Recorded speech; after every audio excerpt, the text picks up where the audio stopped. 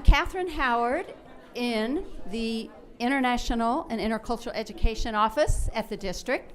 We are co-sponsoring this event today with the University of Washington and our speaker David Fenner and their Center for Middle Eastern Studies, or Middle East Center.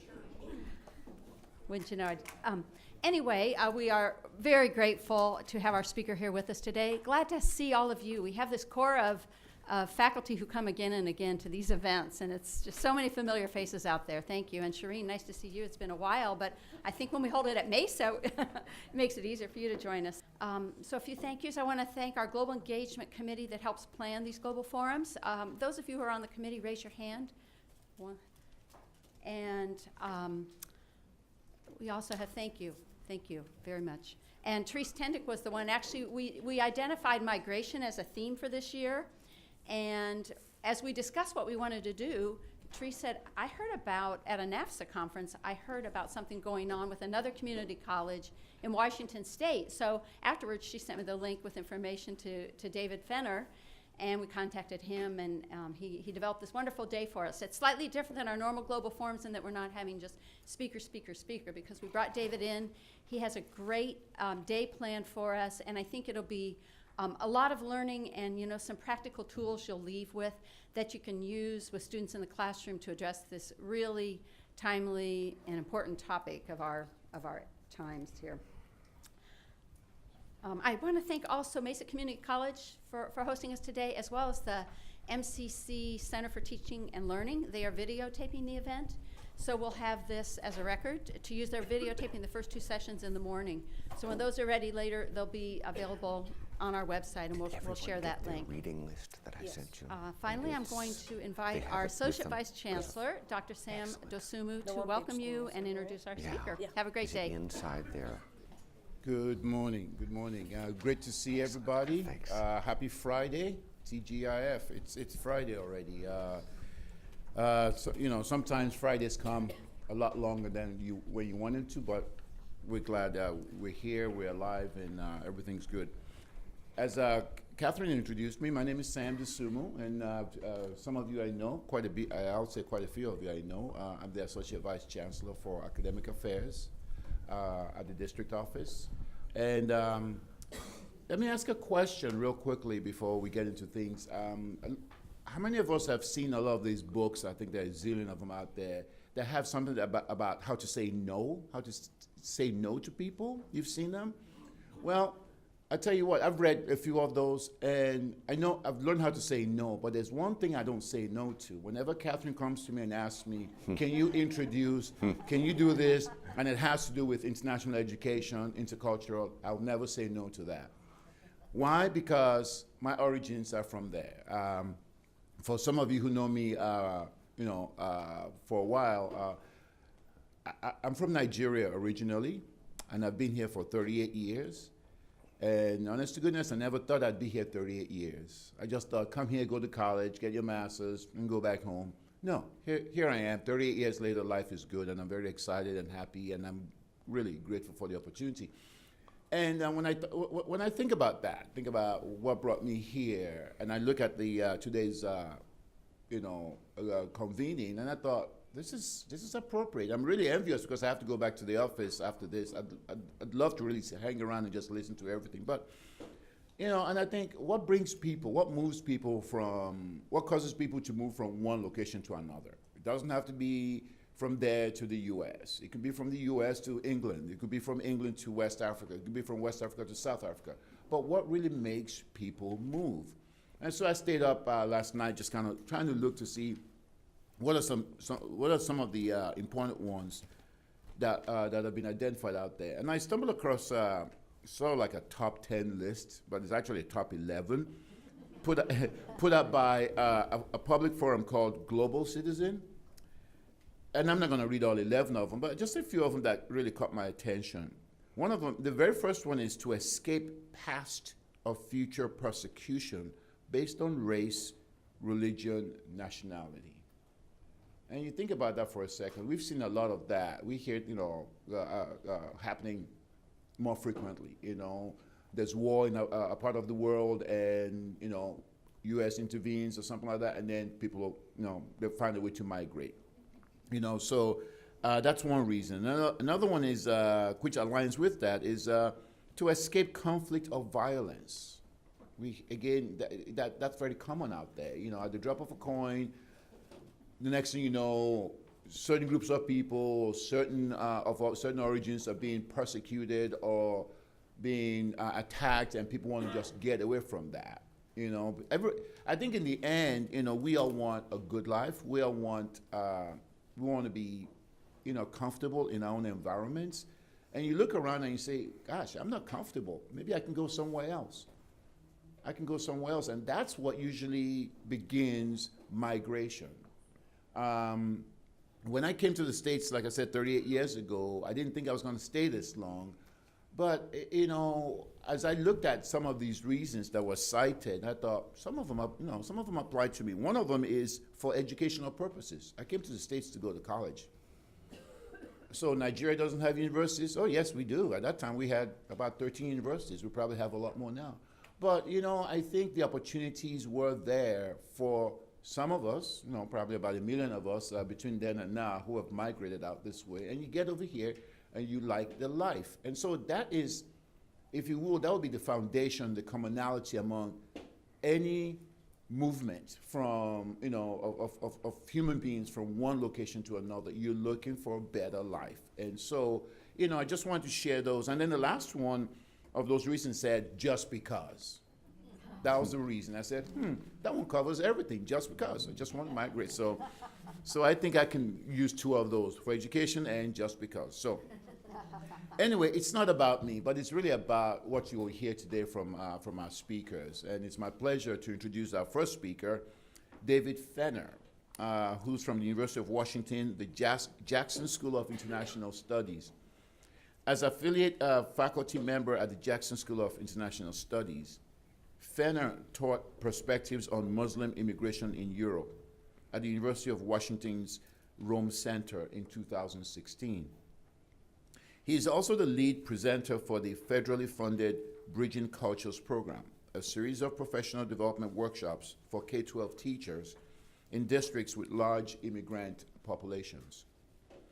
He was the founding director of the World Learning Center in Muscat, Oman, and from 2000 to 2007 served as the assistant vice provost for international education at the University of Washington. He currently lives in Seattle, and he's also a returned Peace Corps volunteer and speaks Gulf Arabic and Russian.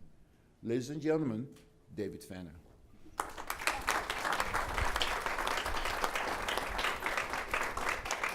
Thank you.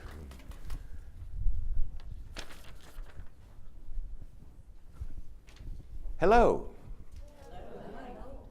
The difference between today and a TED Talk is time. We don't just get 18.3 minutes to talk about a very big topic. But the real difference is you. If this turns into a TED Talk, I will have failed, and you will go away with less in your quiver than you would have gotten if you fully participate. So I'm going to be mobile. I'm going to be, as befits the topic, I'm going to be coming up to each of your tables, and I'm also going to be requiring that you participate as much as you can, no matter what and how reticent you might be on this topic.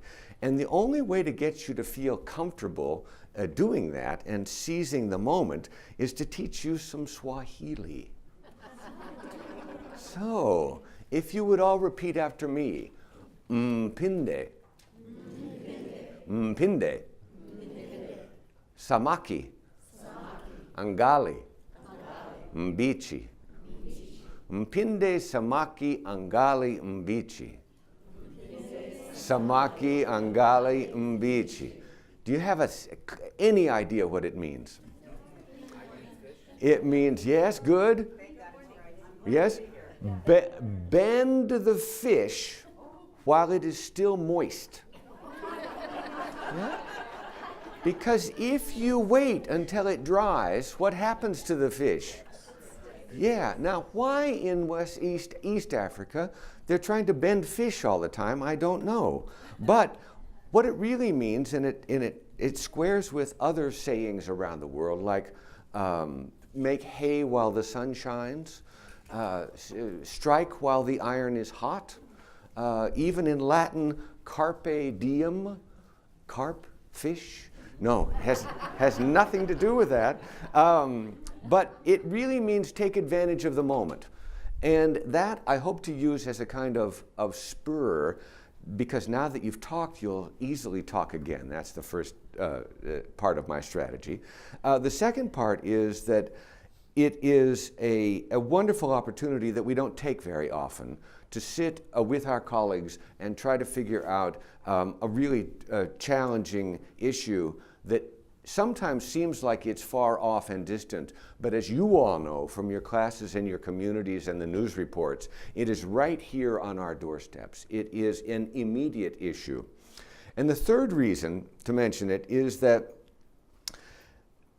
you all are in a special position in American higher education, and that has to do with the much higher percentage of immigrant and refugee and asylum-seeking students and from asylum-seeking families that are at community colleges than in virtually anywhere else. K-12 has a lot, you have a lot. Sadly, the number starts to trail off as you get to four-year institutions and graduate schools. But you probably in each of your classes have a wealth of the world's population participating in your math class, your biology class, your EMT class, and those steps that you're helping those refugees and immigrant students take are absolutely critical to their success. So if you're not sitting next to somebody, pat yourself on the back,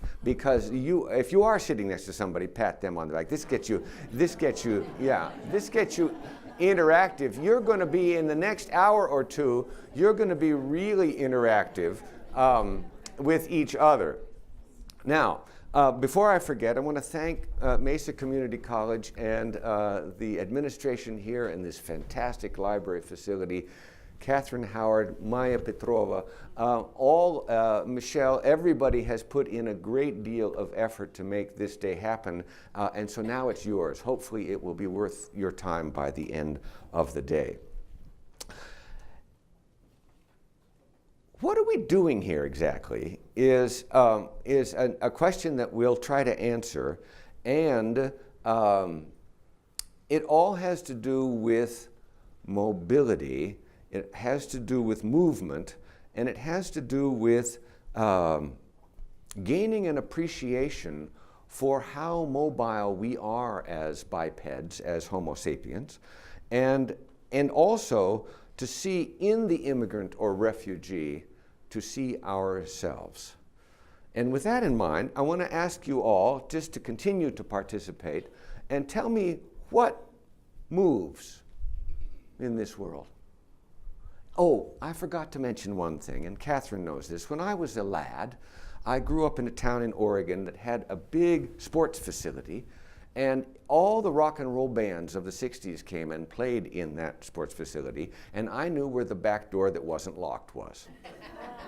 So I got to see all kinds of great bands, Jefferson Airplane and the Grateful Dead and the Doors, but the only place I could sit was right in front of their 9-foot speakers. So I haven't been able to hear anything since I was 16. So if you have a comment, if you would wave your hand first, then I will be able to zero in on you and read your lips, just as my grandfather used to do. So what moves? Opportunities for a better life. Wow, that's like an abstract concept. Do you think that moves? Yes, it does. Yeah. People. What kinds of people? All kinds of people. Talk to me. Break it down. People who are looking for new opportunities, people who are looking for jobs, people who are looking for personal exploration. Label some of those people. Migrants. Immigrants. Yeah. Job seekers. Yeah. Workers, job seekers, migrants. Diplomat. Did somebody talk? Yeah, did you raise your hand? Violating the Prime Directive. Yeah. Starship Enterprise is going to go right down. What did you say? Diplomats. Good. There are all kinds of people that move. Who else moves that's a person? Did you raise your hand? Go ahead. I was thinking more stories, people's stories. Stories move. Certainly. Ideas move. Stories move. Narratives move. What else moves? I'm not going to ignore the front. Water moves. Why does water move? Why or what? Yeah, why? Why? Because it's there. Yeah. It's fluid. Yeah, yeah. What else moves? Yeah. Culture. Talk to me.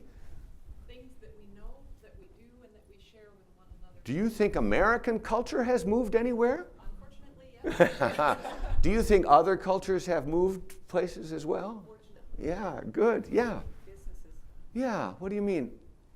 Well, that's Do you all mean hearing this that. was not made in Mesa, Arizona? Possibly Probably not. not. Yeah. Uh-huh. How did it get here? Through some sort of arrangement. Okay. Yeah. Probably a business arrangement of some kind. Okay. What else? Don't be hesitant. Students. Students are a wonderful subset of human beings, as we all know, and they move all the time, and you probably have a goodly number of international students here in the system. Anchor babies. And anchor babies. Anchor babies actually haven't moved because they were born here. Yeah? Yeah. Yeah. Yeah. Jobs. Jobs move. What do you mean?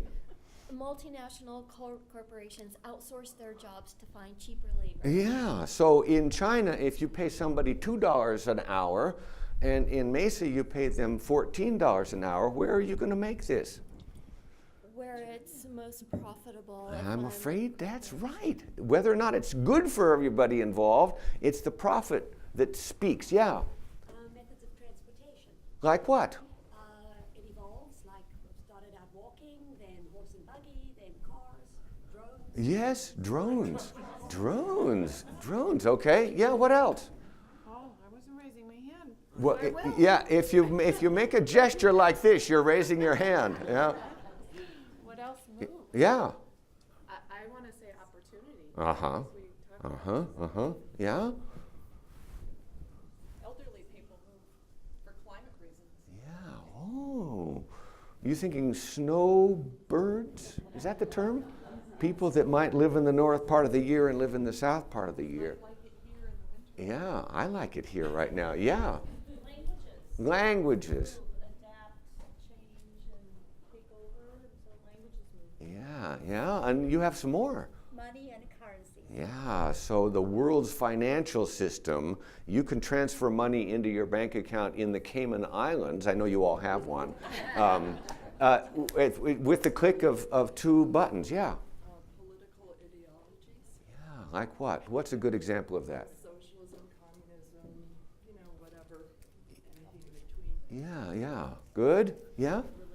Religions. Religions. How do they move? Expand. Yeah? Through People. people, communication, yeah? Diseases. Diseases move, yeah. Do you mean to say that Zika didn't come up to the border of Brazil and look across at Paraguay or Uruguay or Argentina and say, no, I'm not going to go there because those are other countries? Yeah, yeah. Yeah, in the back. Slaves. Good.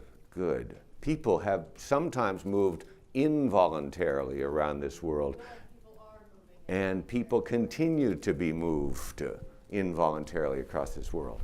Borders move. Yeah. Flesh that out. So, for instance, the USSR at one point was a series of separate countries and then merged together, then through a redistribution and other conditions, the borders were not the same as they originally were, and it's happened in other parts of the world as well. Yeah, look at the original 13 colonies of the United States. They didn't include California, Arizona, Washington, and Oregon. Yeah. I learned my lesson. Yeah, you did. Bless your heart. Bless your heart. Sorry. sorry. I have a chocolate here for you somewhere. The Earth moves.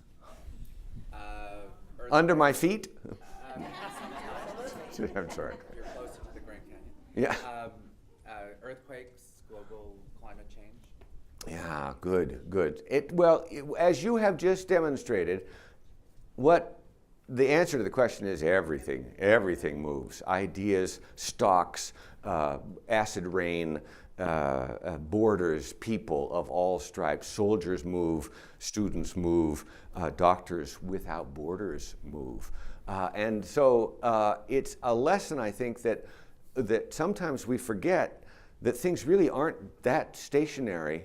It's not just people that stay in one place. Nothing really stays in one place. We are a dynamic environment. We are a dynamic species, certainly. And to demonstrate that without ignoring the front row, it's always the smartest people that sit in the front. Yeah. But then they get ignored by the speaker. I'm sorry about that. I need peripheral vision that's better. Smartest for the deafest. Yeah, what? No. So, to demonstrate that we all move, I'd like you to think of the one dominant part of the world or country where either you came from or your people came from. Your fathers, your mothers, your grandmothers, your grandfathers. And let's do that quickly. Take it. My grandmother came from Germany. Excellent. My mother's side came from England. Good. Fantastic. New York and Minnesota. And before that? Before that, Russia and Israel. Aha. Yeah. All over Europe. Okay, good. Pick one. Pick one. Mexico and Ireland. Huh? Ireland. Mexico. I came from South Africa. They came from Lithuania. Huh? Scandinavia. Japan. Uh-huh. Odessa, Russia. I'll be darned. Yeah? The Netherlands. Germany. France and Ireland. The UK. Huh? Mexico. Spain. Hungary. Slovakia. This is like a United Nations in here. Go. China. Uh-huh. Austria, UK and Sweden. Uh-huh. First generation Croatia and Netherlands. Excellent. Denmark. Cool. Germany. Germany. UK, Czech Republic. Germany. England, Germany, Denmark. Mexico, Spain, and Ireland. China. Spain and actually Native American. Uh-huh. Good. We're going to talk about that. Germany, France, England. Good. Germany, France, Native American. Uh-huh. Poland, Ireland. Excellent. Excellent. You are a... Oh! Table. Did I forget you guys too? Go. Sweden, Czechoslovakia. England, Ireland. Germany and Wales. Hmm? Mexico. Mm-hmm. Germany, Norway, and Scotland. Hmm? Africa. Parts of the whole, we don't know. We don't know where. Good. We're going to talk about that. In Africa, I'd like to know. Excellent. Yeah. Germany and Britain. Okay. Whom did I forget? Europe. Maya. Good. Andrew. Italy. Thank you. We have this fantastic opportunity in this country because if you went to a lot of other countries around the world and asked that same question, you wouldn't get that kind of an answer. So we have not only a special environment to live in, but maybe a special obligation to help the world see that it is in fact possible to incorporate, integrate, sometimes assimilate people from all over the planet because people are always and always have been on the move. And sometimes we don't facilitate that. Sometimes we try to resist it and stop it, and that leads to heartache, headache, sometimes tragedy. Yes? Can you tell us your background? Aha! Norwegian on my mother's side and Scottish on my father's side. The Fens, hence my surname Fenner, come from the swamps of Scotland. Yeah? They climbed out of the swamps because there wasn't really any way to make a living there. Yeah. Today is mostly commercial free. However, as Catherine said, we do have a Title VI center at the University of Washington of the Education Act. University of Arizona has one too that looks at the Middle East. And one of our projects is to take a 2-hour training to community colleges and K-12 school systems around our state, and we'll go anywhere. And it's federally funded, so they pay for it already. But it's particularly focused on systems and individual colleges and schools that have large populations of immigrant students from Muslim majority countries. And that program is called Bridging Cultures, and I brought a handful of brochures, and anybody who's interested, come take a brochure, and I'd be happy to talk to you about whether or not that would work in your college or your school or your community in any way. So that's the only commercial. Okay. This picture was taken on July 18th of 1969. Do you know who took it? Yeah, the guy, no, it was all three of them were all together still. Yep. Neil Armstrong took this picture in the rear view mirror of Apollo 11. He was the first person, I don't know about the other two guys, but he was the first person to ever see the Earth like this. As they're traveling away from the Earth, out of its orbit, and on their way to the moon, he looked in the rearview mirror, and there was this spectacular,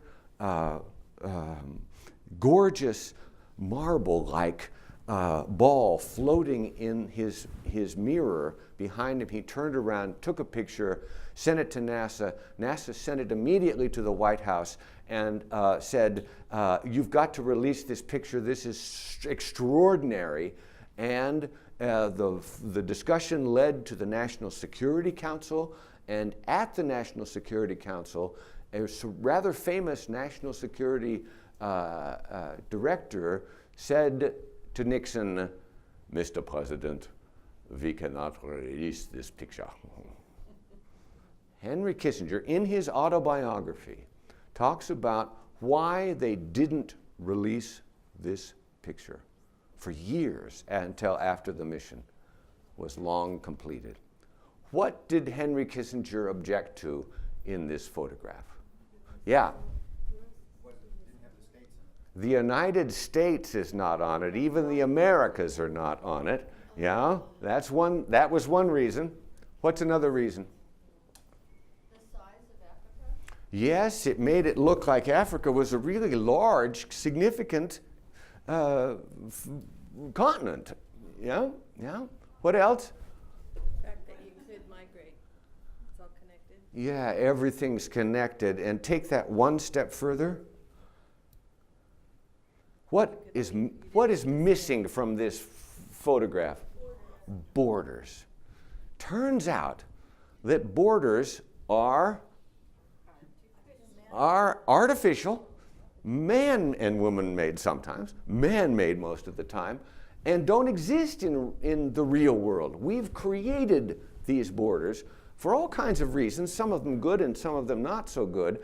Sometimes those borders, as you've mentioned, move a lot. Sometimes the forces that help them move are violent and sometimes political and sometimes imposed from without. We're going to talk about that later when we talk about Syria. And Dr. Kissinger said, we can't give this photo to the media for all those reasons, but that his chief problem was that you couldn't delineate countries. And the United States really, and all since the beginning of the 18th century, as nation states begin to form, we really have organized the world in this kind of a way where those boundaries, we think of them as real. If you look at the weather map in the morning paper, you see this thing that looks like this.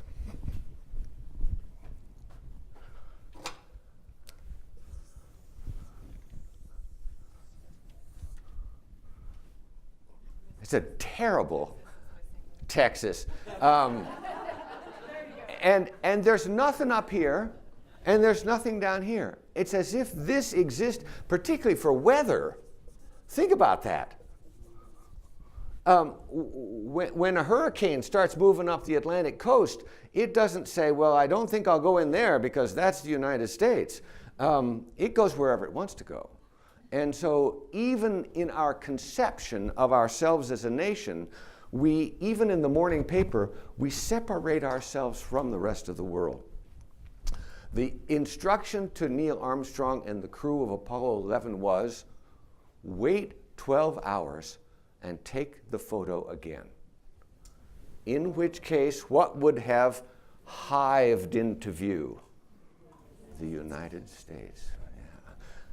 Fortunately, when they did that, they were 1,000,000 miles further away from the Earth when they took the picture, and it came out about this big, and they didn't publish that one either. Okay, clicker, I've got a clicker. You've done what moves. You've done where did you come from? Well, it turns out, as I mentioned, we've all come from somewhere else, and it's certainly true in this room, but it's even true of us as a species. A couple 100,000 years ago, where were we all living? We were all living in Africa. In the Great Rift Valley is probably where our origins as a species were. And over the last couple of 100,000 years, human beings started to migrate out of Africa and into Europe, across southern Asia, up into northeastern Asia, and as few as 15,000 years ago, during a different climatological period, there was this land bridge between the northern tip of Siberia in what is now Russia and Alaska, and people simply walked across into the rest of the uninhabited by humans world, and then peopled 15,000, 12,000, maybe 8,000 or 9,000 years ago, peopled all the Americas. Interestingly, on this map, there is one place, New Zealand, that has only had human beings for 1,500 years. This is an extraordinary part of the world in lots of ways, but that's one of them. So the question is, why did we do that? Why did our ancestors leave the Great Rift Valley? Yeah. Would imagine they were following food sources.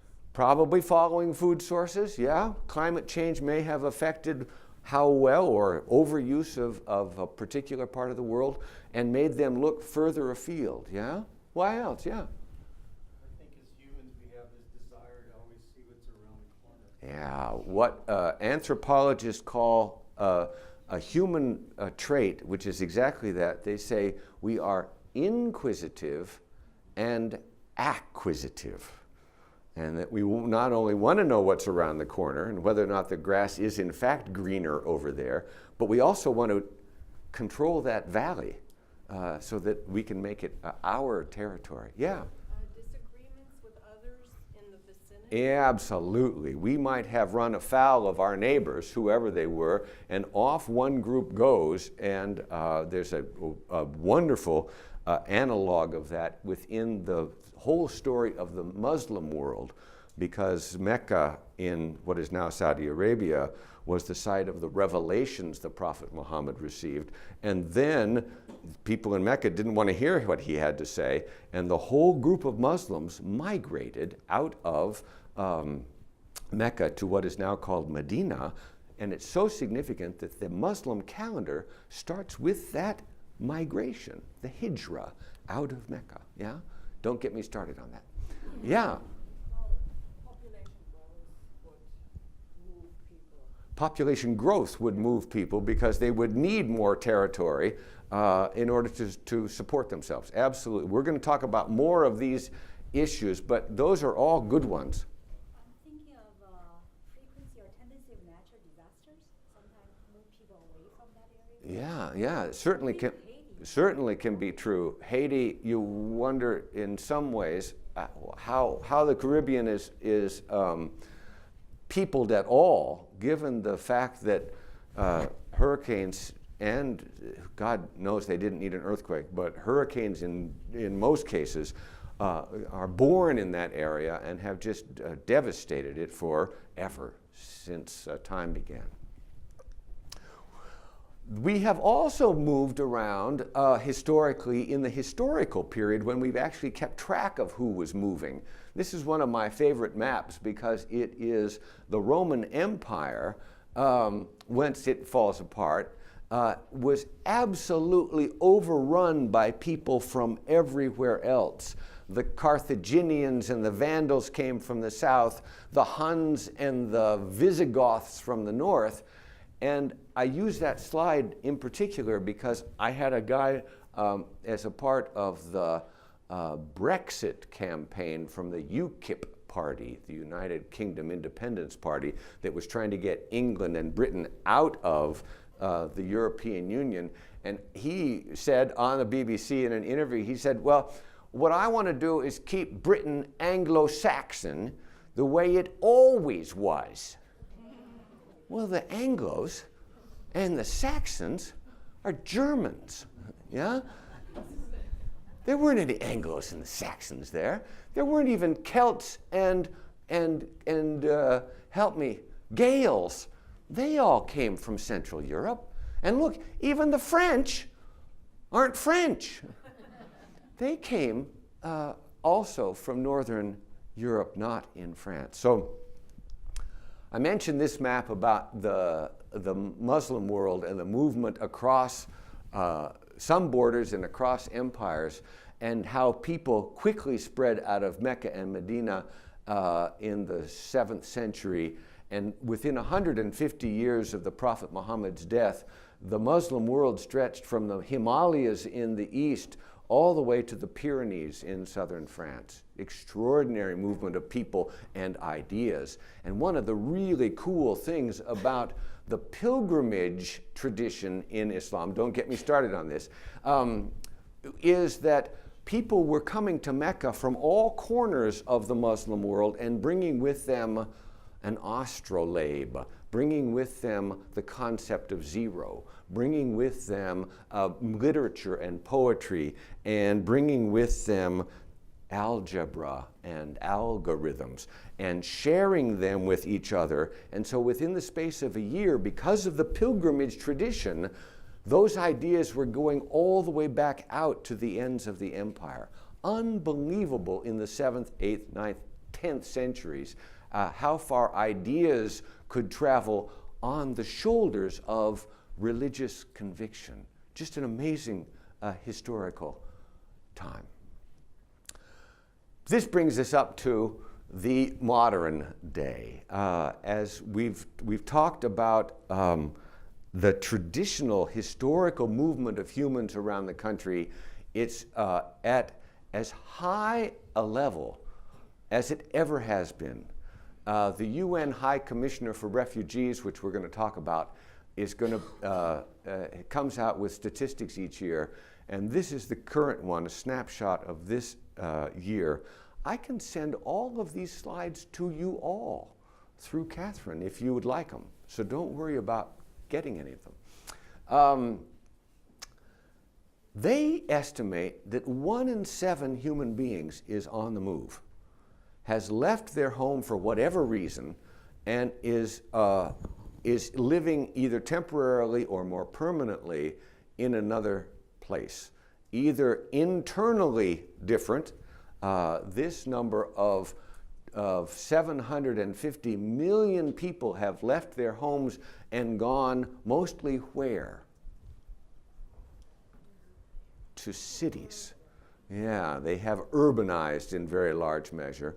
And the vast majority of those are in China. Of the 750 million internally mobile people, they estimate 250 million of them have moved within China alone for mostly economic reasons and sometimes climate reasons. Just answer my question. Okay, good. Of the 250 million internationally displaced people, almost 3/4 of those are people who have displaced themselves for economic reasons, people who have left one country and gone to another for a job. But there is a subcategory then of people who have been forced to leave. There are forced migrations among people who have been relocated by governments, people who have been trafficked as slaves, people who have fled the persecution and conflict and disaster of their homeland, and those people the UN calls refugees. The definition of refugees was arrived at in 1951 by a UN convention, and this is what it says. The key points there are persecution or fear of persecution. And for all the signatories of the UN High Commissioner for Refugees Convention, you are, as a nation, obligated to provide someone who can demonstrate this with what is called international protection, safety, security, and in the original form, a job, an education, and freedom of religious practice. So right now, there are as many people that have been forcibly displaced around the world as ever. We are on an absolutely upward trend, and we're going to talk more about that. A lot of them have been displaced internally, as I mentioned, but fully 21 or 22 million people have left their homes with virtually nothing and fled into a neighboring country or into a distant land for all kinds of reasons. We're going to talk about what those reasons are. Curiously, and as it relates to the Syrian refugee crisis that we're going to talk about in some detail in another half an hour or so, one of the things that has inundated our news reports is that this wash of refugees coming across the Mediterranean and into Europe. But if you look at the statistics, Europe, in fact, has only about 6% of the world's refugees. The vast majority of refugees are in the Middle East and Africa, fully 70% of the total, and almost all of them are in the usually neighboring countries around a conflict zone. So when you think about where all the refugees are, Turkey tops the list, Pakistan and Lebanon. Most of the refugees in Pakistan are Afghans.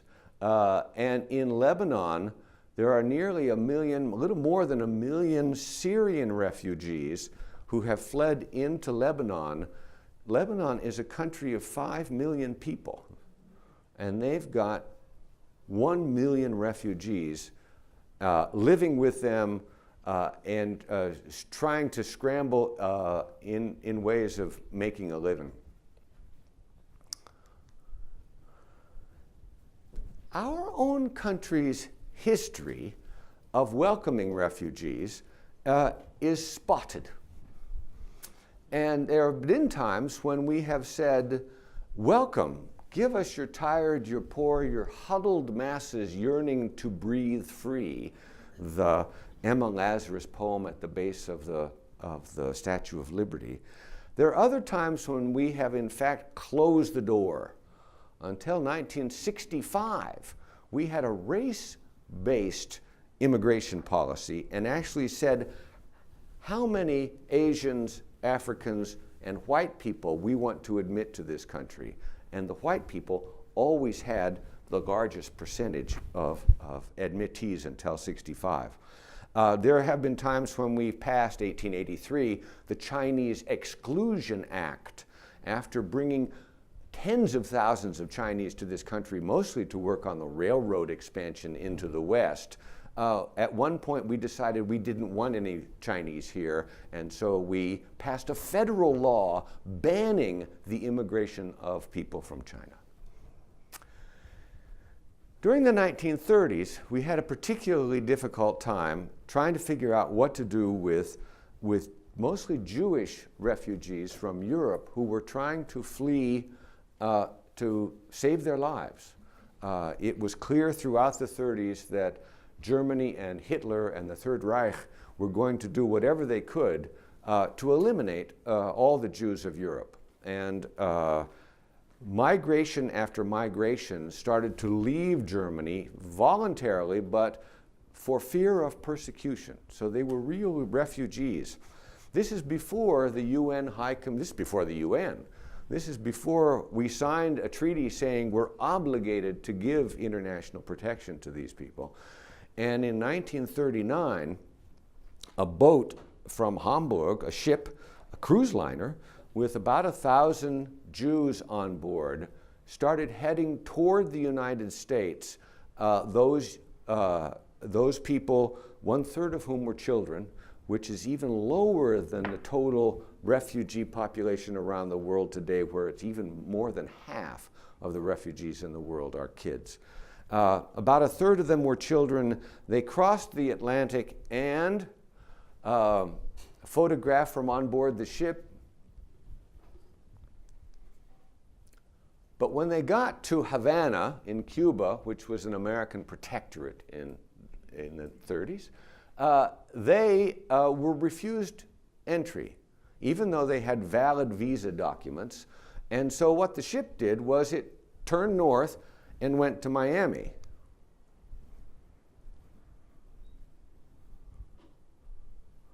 The discussion went all the way up to the White House, and Roosevelt said, "We can't do it." Because? Why, he said. Why? Why couldn't they admit this boatload of refugees from Europe? He said. Were we allies with somebody?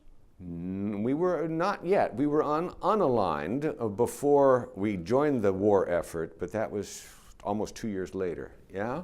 Good question, though. We had limits on how many would be allowed, and so this would exceed the limits, and also then it would open the door for others to think that they could come in. If we let 10 in, 40 will come. 40 come, 400 will come. That was one of the arguments. Yeah? Didn't want to provoke Germany. We didn't want to provoke Germany. We didn't want to show that we were partisan in this effort because we were trying to maintain our neutrality.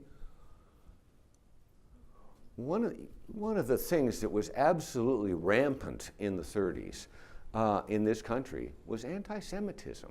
The Jews were a threat. The Jews are going to take your daughter.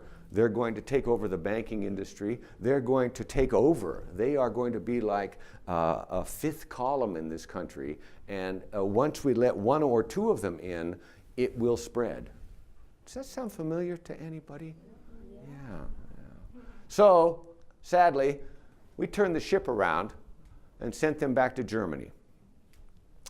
And the kids, thanks to the great work of British faith-based organizations in Great Britain, they took all the kids, and all the kids survived. The other 600 or so on board the ship were parceled out in France and in Belgium and in Germany. Half of them died in concentration camps. This experience was a blight on the United States and probably helped us create a much more welcoming refugee resettlement and reception regime for all the world's countries. But we had to go through some pretty dark periods of exclusion. So at the end of World War II, this is what much of Europe looked like. This is Dresden, which was the site of intense bombing by the Allies. Many other European cities looked the same way. There are almost 60 million displaced people in Germany and the rest of Europe. And the UN is born. The UN in 1945 decides that it is finally time, and we're going to need a kind of an international response to this cataclysm. And so the United Nations in 1945 is born, and by 1948, the United States passes something it called the Displaced Persons Act. And in this same year, we settled 800,000 refugees from Europe in a single year. When you hear about whether we should have 8,000 or 10,000 or 20,000 Syrians in this country, think about the massive scale of refugee resettlement in the 40s. As I mentioned, the UNHCR was created a few years later with a 4-year mandate. They thought they could solve the refugee problem and resettle everybody in those 4 years. So they actually had a sunset clause in their charter. By '67, they discovered that they really didn't have a way to finish the job, and so the protocol was added that extended it in perpetuity. Europe tries to figure out how to respond to all the refugees even as early as 1990, and you've heard probably talk about the Dublin Conventions, which say if you land in one European Union country, that's where you have to make application for asylum. You can't pass through Germany and then through Serbia and then through Austria. Sorry, can't land in Greece and then work your way north and then apply for asylum. Those are the Dublin regulations, and they're still in force. In the most recent period, more and more people are trying to get across the Mediterranean or around the Mediterranean and into Europe from areas of conflict. And tragedy ensues as the years go by. For a very short period of time, the Italian government created something called Mare Nostrum, our sea. It's what the Romans called the Mediterranean. And it was an operation to rescue people in boats who were coming across the Mediterranean. But sadly, they ran out of money, and the European Union decided that Operation Triton was a better idea. But the whole mission changed from rescue to interdiction. They tried to, in fact, stop people from making the trip across the Mediterranean. It didn't deter people. More and more people were coming across the Mediterranean, and we'll talk more about this in the context of Syria in the next hour. But people are desperate. As you can see, the trend line isn't very good, and this just continues beyond 2014 into 2016 with the curve at the end, the top curve even getting more vertical. As I mentioned earlier, the top sending countries, what do you notice about all these countries? What do they have in common? War, conflict. It's certainly true that war probably is the chief cause of flight. Top receiving countries, we've already talked about Turkey, 2.5 million that are waiting really to go home. Okay, now it's your turn. We've talked about reasons why people migrated, but I want to talk about real specific reasons why people get pushed out of their home. We're going to talk about the push, and we're going to talk about the pull. So take absolutely a full 60 seconds at your table and think of 3 push factors, and then we're going to race through them. Go. Talk. Okay, seriously, that's all the time you get. Now, who in the room has the absolute best handwriting? Come on, be bold.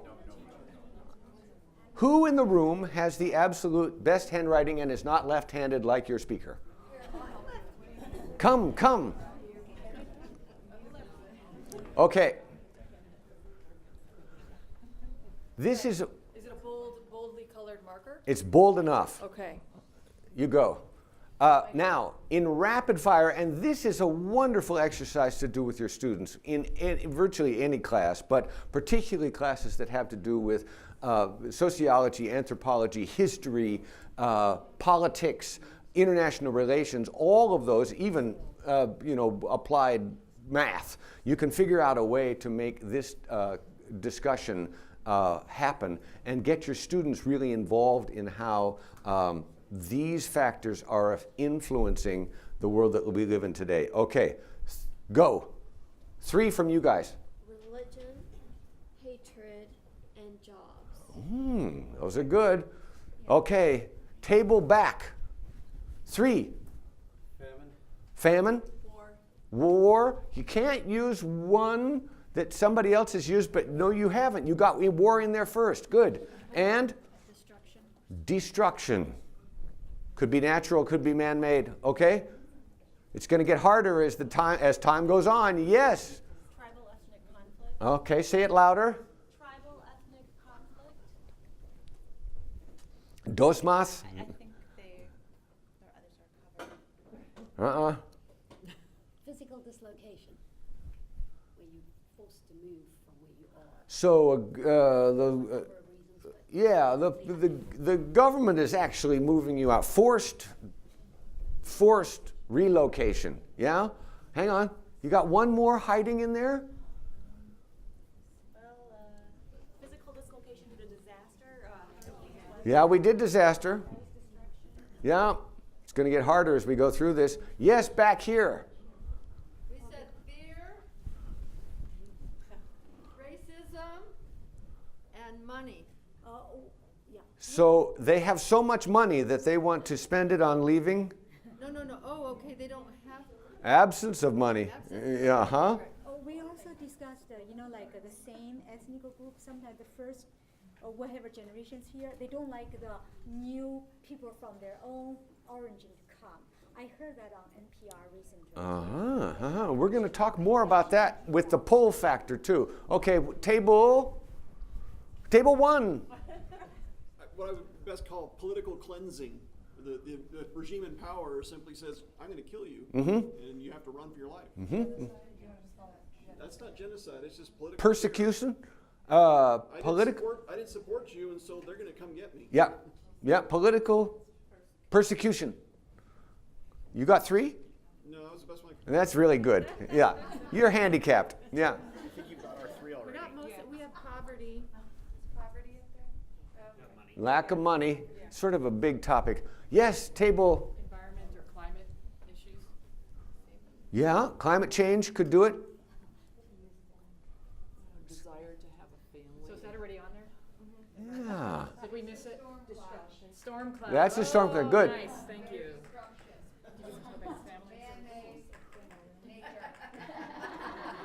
Got it.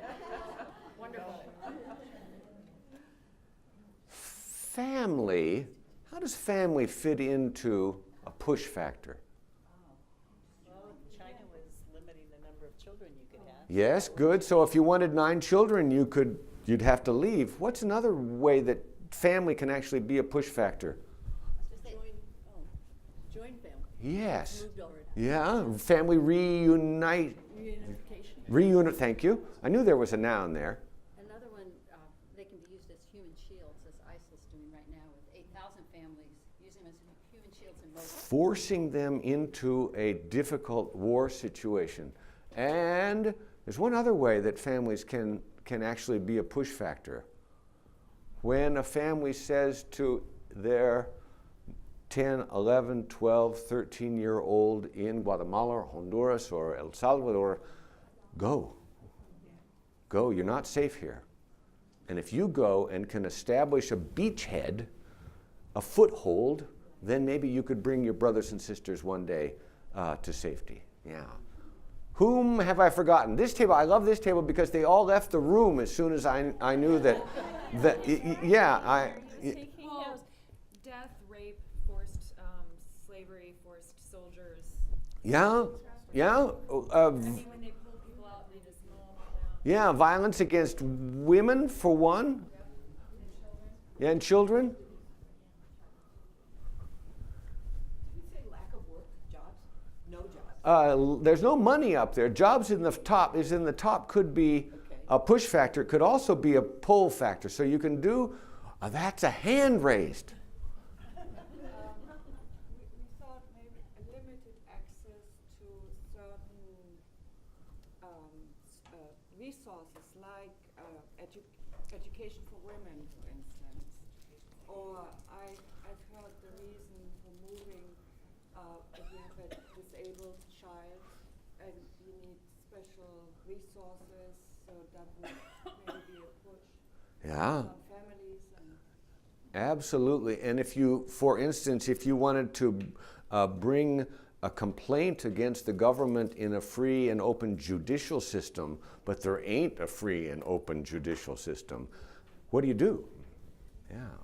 Yeah, so civil society, the absence of civil society, but also all of those services like healthcare and education. Yeah. I was going to say citizenship because there were years ago when it was easier.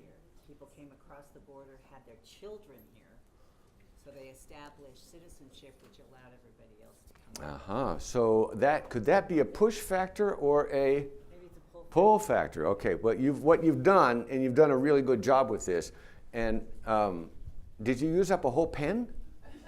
Well, your pens kind of suck, so I'm eliminating your crap.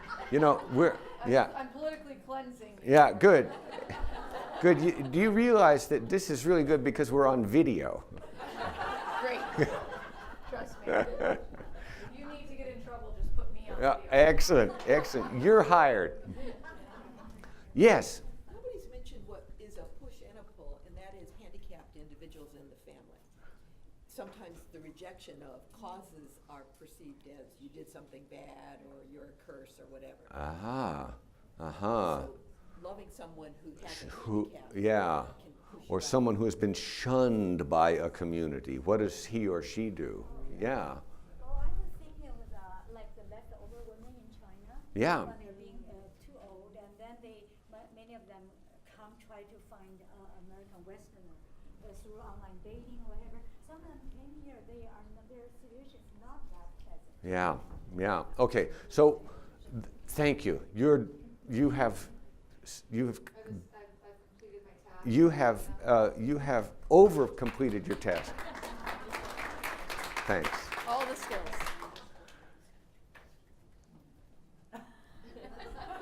You can do the same thing, of course, with your students or yourselves with the pull factors. And quickly, what we're not going to write them down. What are the pull factors? Yep. Yes. Good. Clean water. Yes. Freedom of speech. Good. Education. Proximity. Proximity. To. The nearest, closest, safest country. Yeah, the safest country next door. And it could be also proximity to your uncle who came 30 years ago. Remember Klinger on MASH?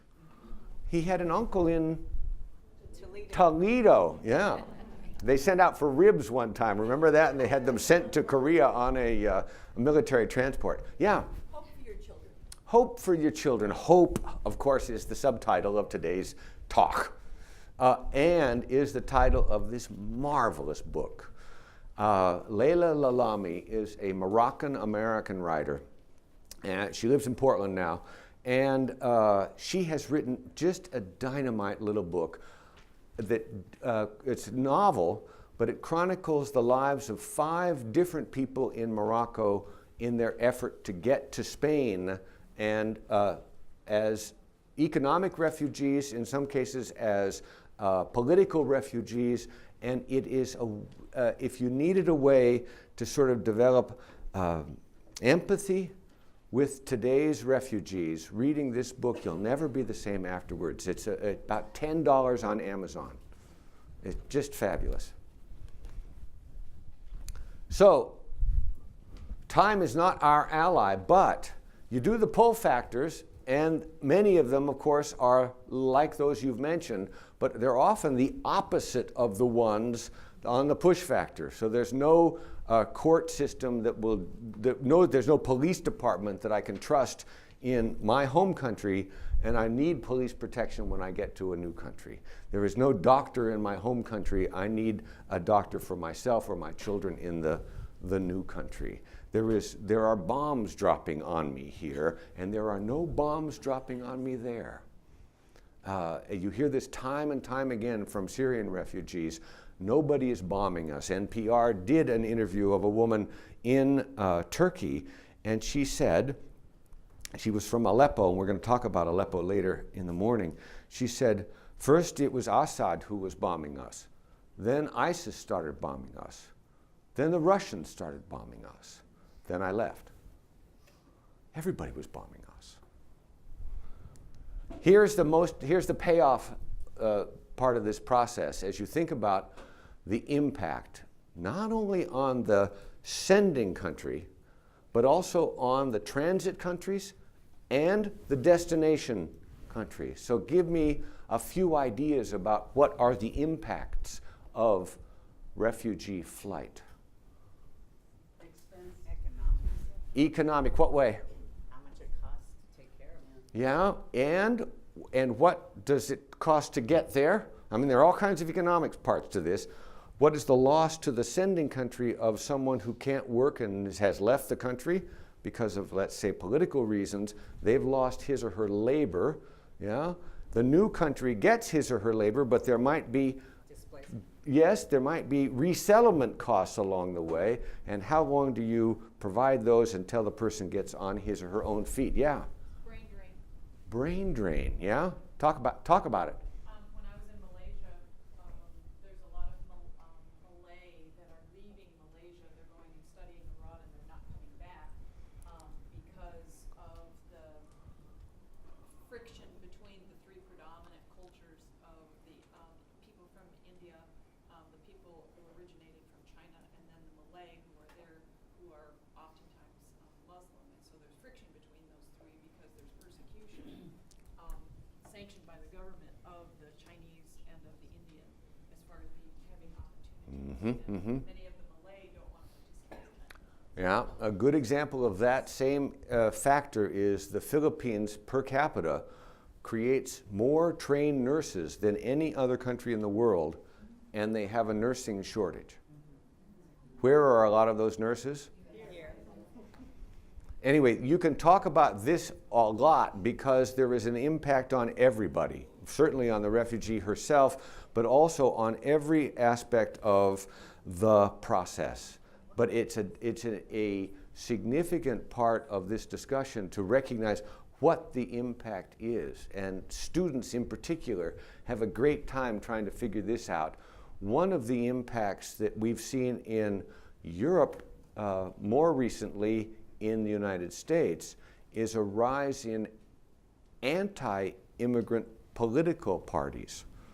As they see people coming across the borders in Greece and Italy and Spain, the, for lack of a better word, alt-right parties in Europe, particularly Northern Europe, have gained prominence. It could help explain our own political campaign now. How about birth rates? Because there's a real issue with birth rates. If your older population is getting bigger and bigger and bigger, you bring in new people who have more children, and you have a birth rate going up again, or at least maintained. It's so funny that you should mention that, because the next part of this slide has exactly to do with that. It turns out, according to the International Organization for Migration, that there are a bunch of drivers, those sort of push factors, but written in large conceptual terms. One of them is that the northern tier countries are in fact aging and have birth rates that are below replacement levels, like the United States. And if it weren't for immigration of some kind, we wouldn't have enough people to do the work, pay into Social Security, and to support all of us oldsters. It's a huge issue in drawing people from the south to the north. Jobs do the same thing. We don't think about this, but in the 19th and 20th centuries, when waves and waves and waves of people were leaving Europe for the Americas, one of the real impacts of that was income equalization. There were a whole lot of poor people in Europe and a very few wealthy landowners. Those poor people came to America, and already they started to equalize the income levels of the two continents as they became more and more financially firmly footed. You can get on an airplane in Seattle and be in Phoenix in relatively few minutes. You can do the same thing across the Mediterranean, across the Red Sea, across the South China Sea. It is easier than ever to get places. And your uncle in Toledo has a cell phone. And you communicate with him every day because you miss him. And he tells you how neat it is there, and you've got bombs dropping on you in Aleppo, and you want to get to Toledo. And this is, you can't overemphasize how important this is in the modern era. For refugees, they would get to a crossing point between Serbia and Hungary and know that that one was closed and communicate that to everybody else in the line behind them, who would then relocate to the next point to try to get into Hungary, to get into Germany, to get to Sweden. Yeah. I said, I had a student yesterday, he's leaving for China on Sunday. I said, you need to download WeChat. Have you heard of that? Yeah. Yeah, and I just learned how to pay bills, pay people money, pay whatever through WeChat. Yeah, and remittances are a huge issue. Also, when you mentioned the impact of labor shortage, Yeah. I heard something just last week. They invented apple picking apples, 30 seconds per picking one apple, so that will kind of replace a lot of the labor they're short. See, that's a really critical thing, because I think what's happening is we're getting, the pushback is going to be the machine. And we used to talk in future studies in the 70s about mechanization, automation. And that's the thing that no matter how we change attitudes, we're still going to have the problem of what do people do all day? It's going to be really interesting, but probably the subject of another talk. Finally, because we're running out of time, and I'm going to stay on task today. All of these migration drivers start with the letter D, easy to remember, but the final one I think is the most important one. When you get to the point where there is no better option than to put Jaime on a bus out of Guatemala and send him all the way across Mexico to try to get in the United States, when that's your best option, you're desperate. When you're in Syria and your best option is to live in a refugee camp somewhere in Turkey and then to try to cross on a boat to Greece and then try to walk to Sweden, that's desperation. Particularly since, according to the UN High Commissioner on Refugees, the average length of stay in a refugee camp in 2016 is 17 years. Just think about that. People born in refugee camps who are Somali or Ethiopian or Eritrean have never seen their countries. They were born in Kenya in a refugee camp. The Dadaab has 600,000 refugees in it on the Kenyan-Somali border. Okay, we are about to take a break, but questions and comments about any of that? Yeah. I just had a comment because I watched a couple programs where they were interviewing refugees coming across whatever border, and they had literally their belongings on their back. Mm-hmm. They all had cell phones. Mm-hmm. Yeah, that's the digital connectivity of this planet. That's right. That's the thing they take first. So you said that until 1965 we had the race-based but I know that we don't have good immigration reform. So we don't certainly have comprehensive immigration so reform. What's the difference between incomprehensive and race-based? Yeah, we look at groups of people now by country, again based on our nation-state conception of the world, and we will take in certain numbers of refugees. For instance, in the state of Arizona, since 1975, you are, do you know this? You are the 4th most welcoming state in the nation to refugees. And the largest number of those refugees are Iraqi. And it's people who have worked with the United States in Iraq and fled Iraq for fear of persecution, or they backed the wrong party, or they backed the invaders. And we brought them in as Iraqis. But they could be Yazidis, they could be Sunni Muslims, they could be Shia Muslims, they could be Christians. So in the old days, what we used to say was, we'll only bring in the Christians. We'll only bring in the white people. We'll only bring in the laborers we need and then kick them out. But we don't do that anymore, but we do bring people in by country. Other questions and comments? Yeah. When you mentioned the Dublin Convention, saying that if you, that said that if you landed in one country in Europe, you couldn't keep going, but it seems like they are doing. Absolutely, it is almost entirely ignored. Yeah, yeah, and it's causing the migration into Europe to look as chaotic and frightening as you can be. If you're in Hungary and you see on the news 700 people coming over the fence and through your village, you are horrified. Not necessarily that they are Syrians fleeing war, because you are Hungarians and you, God knows, have fled war and come to places like the rest of Europe and the United States in 1956. But it looks like the horde is coming over the hill. It looks like the Pittsburgh Steelers defensive line that are coming to sort of wipe out your village and your lifestyle and your way of life and all of that. And so it's the lack of orderliness about that refugee crisis in Europe that causes a lot of fear. Now, it causes us fear too, because when we hear the word refugee, we think of 10,000 people crossing the Mediterranean in boats and getting onto our continent. Whereas, as you probably all know, the refugee vetting process in the United States is long and detailed and strenuous.